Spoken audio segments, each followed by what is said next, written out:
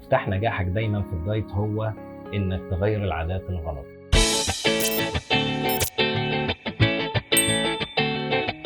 بحب دايما اشتغل بمبدأ تعديل السلوك. جربنا كتير نعمل دايت، بنخس ونرجع نتخن تاني. ما سألتش نفسك سؤال: هل انا غيرت المفاهيم وغيرت العادات الغلط اللي انا بتبعها في يومي علشان كده انا خسيت ورجعت اتخن تاني؟ الموضوع ببساطة انك لسه ما وصلتش لتعديل سلوكك.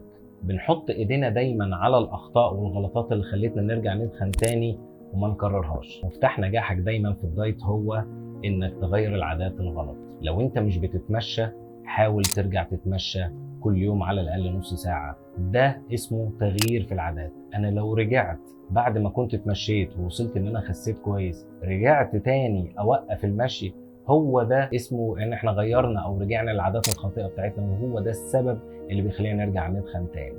الخلاصة: غير اسلوب حياتك بشكل صحي، وحافظ دايما على الطريقة او الاسلوب الجديد. هو ده اللي هيخليك كل كيلو من وزنك تخسه ما ترجعش تتخن تاني.